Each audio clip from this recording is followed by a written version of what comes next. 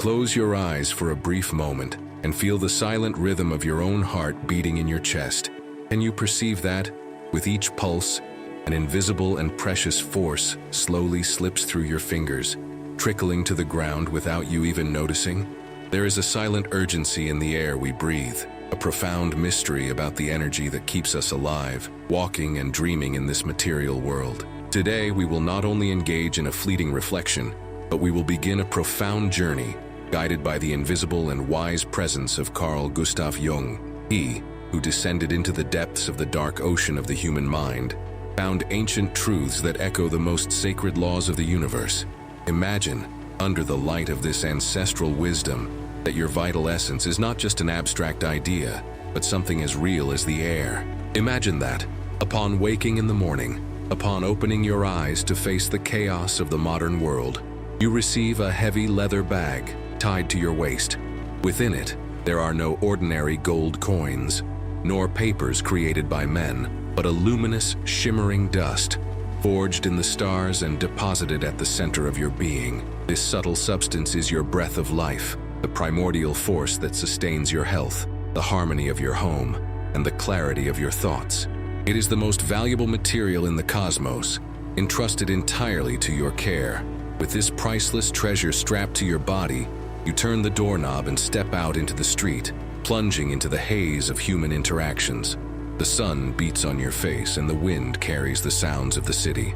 Amidst this scene, you make eye contact with a hurried neighbor or a co-worker in the cold hallways of a building. Driven by a mechanical reflex, by a social convention that has dulled our true consciousness, this person throws you an empty question, asking how things are going or how you've been.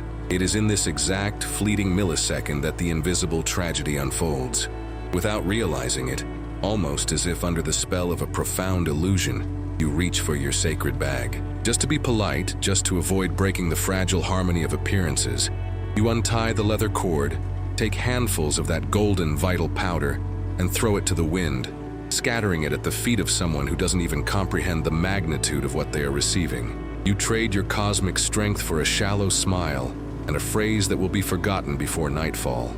Your spiritual fuel, the invisible water that nourishes your soul, is wasted on the sidewalks of banality. Have you ever wondered where your will to live goes when the afternoon fades?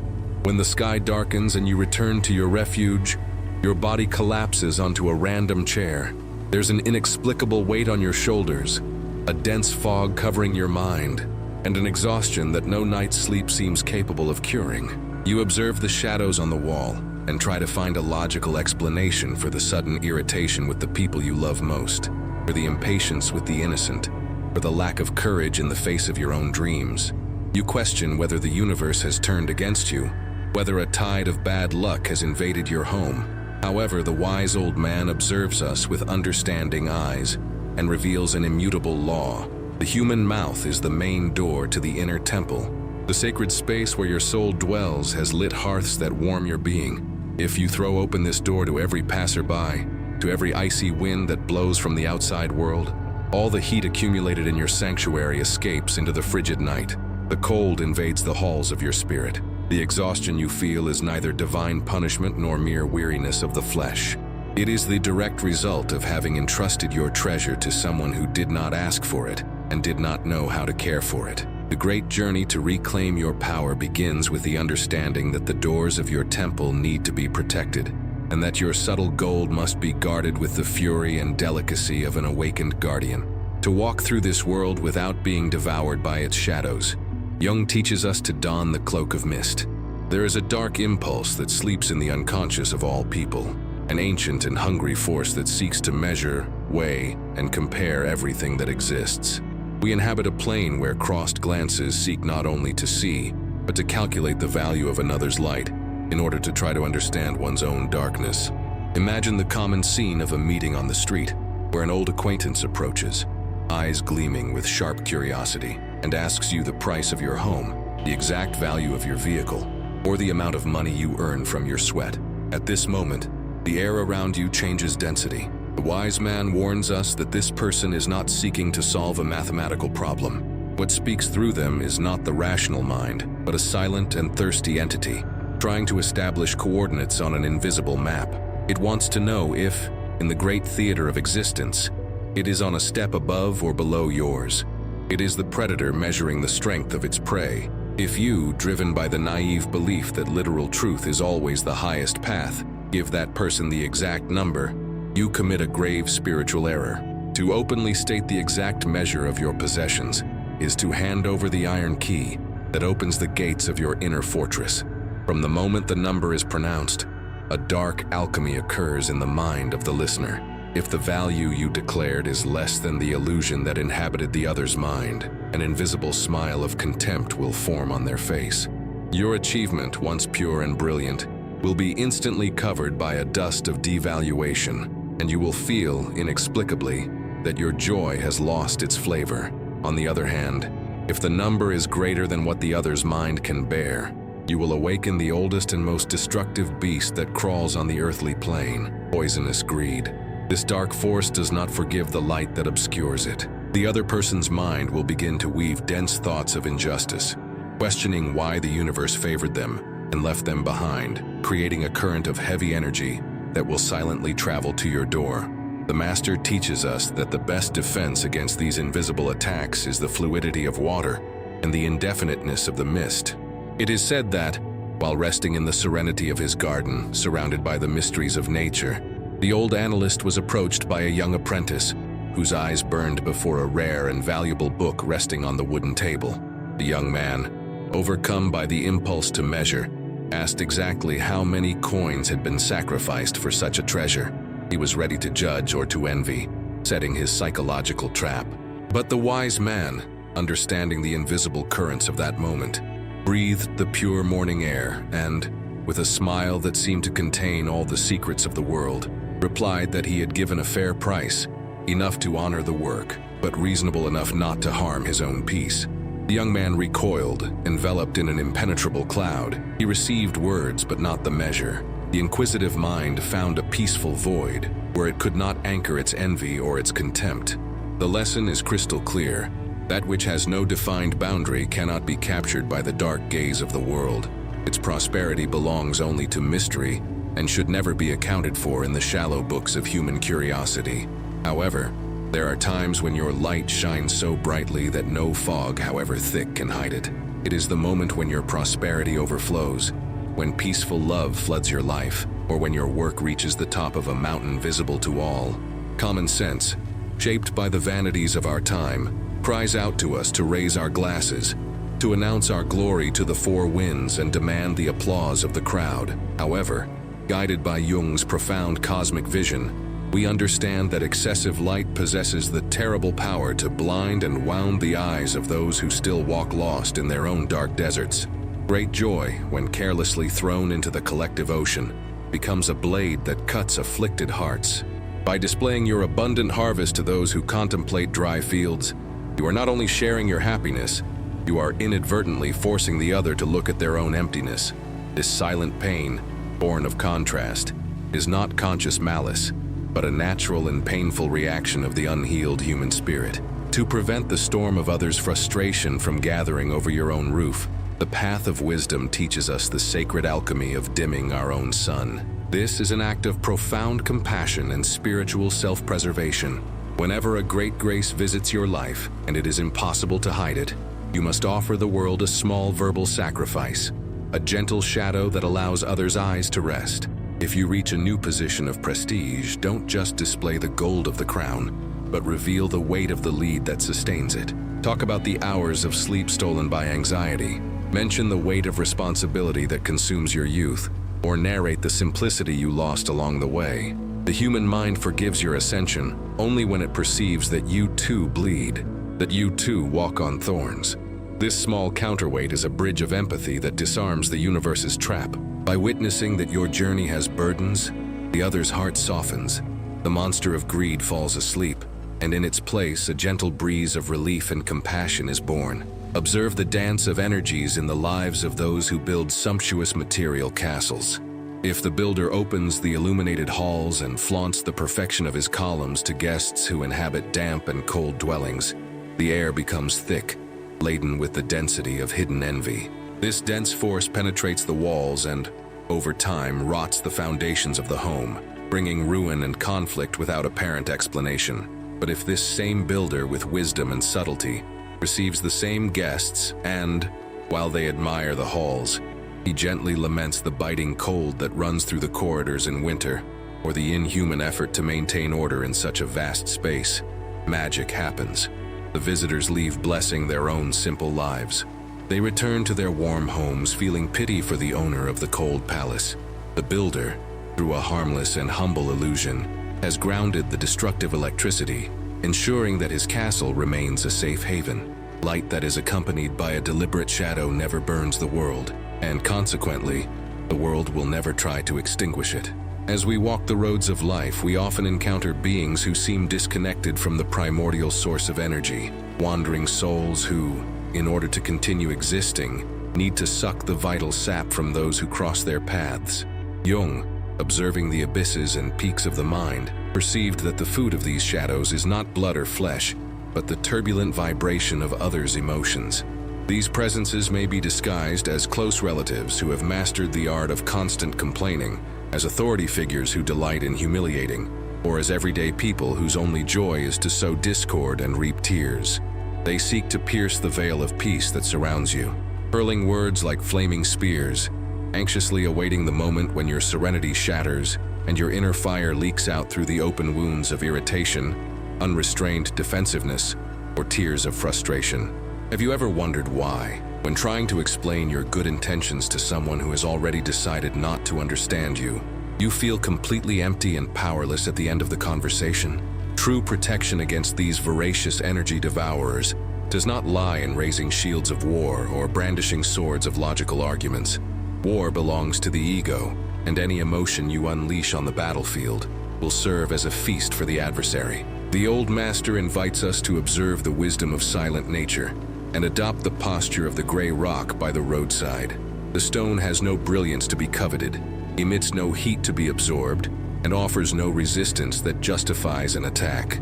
When provocation manifests, when cunning questioning attempts to steal your peace, your spiritual duty is to transform yourself into that cold and uninteresting stone. A monotonous response, a gaze that pierces the void, short words that carry absolutely no emotional color, a simple agreement devoid of energy, a shrug indicating that the spears found no target, but only an abyss of peaceful indifference. To what extent are you willing to relinquish your vanity of always being right in order to ensure that your vital energy remains intact within your own heart? When the toxic presence bites the stone, awaiting the sweet gush of its despair, and finds only the dry dust of impassive silence, it suffers a silent defeat. The predator cannot feed on absence. Realizing that its attacks do not create ripples on the surface of its inner lake, the dark mind falls into confusion. It tries once, twice, increasing the force of the provocation, but the rock remains motionless and lifeless in its eyes. Exhaustion then takes hold of the one who tried to steal its strength. The devourer retreats, hungry and frustrated, seeking other, easier sources to disturb. Its refusal to participate in the emotional storm is not a demonstration of weakness or cowardice, but the highest form of mastery over the currents of its own spirit. What transformation would occur in your journey if you began to view your silence in the face of insults, not as a defeat, but as the most unwavering and silent of victories? In the subtle workings of coexistence, there is a danger far more silent and sweet than the spear of offense. It is the golden chalice of praise and flattery. When the world hurls harsh words at us, our natural instinct erects stone walls, protecting our core. But when the voice of another approaches laden with honey, extolling the beauty of our features, the sharpness of our mind, or the harmony of our home, our vigilance falls asleep. Intoxicated by external approval, we disarm the defenses of our being and smile, opening the great doors of our magnetic field. It is in this instant of pure vulnerability and enchantment that the darkest intentions, often disguised under warm smiles, cross the border of our spirit. The master perceived that behind enthusiastic praise may unconsciously lie the icy sigh of need and envy, the secret desire to possess precisely that which is being extolled. To walk free from this perfumed trap, one must master the art of the water mirror. We cannot withhold praise, keeping it in our hearts like a trophy that feeds arrogance, nor should we reject it with words of self-deprecation. falling into the pit of false humility and victimization. The sacred secret lies in welcoming the incoming energy, and with an agile and luminous movement of the spirit, redirecting it back to its source. When sweet words touch your ears, look deeply into the eyes of the one who spoke them, and serenely affirm that the beauty they see in you is merely a reflection of the immense light that dwells in their own heart. Declare that only pure eyes can recognize purity. If the intention is genuine, this return will multiply joy and strengthen the true connection. But if the honey hides poison, the force of your words will act as an impenetrable mirror. The dense energy will return to its origin and dissipate, while your being will remain clean and undisturbed, bathed in the peace of one who does not seek the world's approval. This concern about not absorbing the weight of the world also extends to the moment when our own physical dwelling, our body, suffers shocks and pains. In the alchemical knowledge that guided investigations of the human soul, there is the fundamental principle of the sealed vessel. The process of transformation, purification, and healing can only occur when the alchemical vessel is hermetically sealed, isolated from the cold currents of the external atmosphere. When the body falls ill or the soul enters into agony, our fortress is temporarily fragmented. If, in this moment of extreme fragility, we rush to proclaim our pain to the four winds, clamoring for the attention and laments of a multitude of acquaintances, we open irreparable fissures in our sacred vessel. The pity of others is a dense energy, like sticky mud, that paralyzes our own vital forces and imprisons us in the identity of a suffering victim. Furthermore, we expose our open wounds to those who, secretly, experience an unconfessed pleasure in seeing our fortress crumble. True healing requires retreat into the shadows, the protective silence that envelops the seed in the earth. May only essential healers and pure presences know the state of their inner battles, so that the invisible work of life may perform the miracle of restoration without interference. As we continue this climb up the mountain of self-mastery, we encounter the challenge that imprisons countless kind souls, the inability to define our own vital space without succumbing to guilt and fear, the desperate desire to maintain the image of perfect kindness. The luminous mask we present to the world to be accepted transforms into heavy iron chains. When the world extends its hands towards us, demanding our presence, our energy, or our material possessions at times when our spirit yearns for rest, a devastating conflict begins.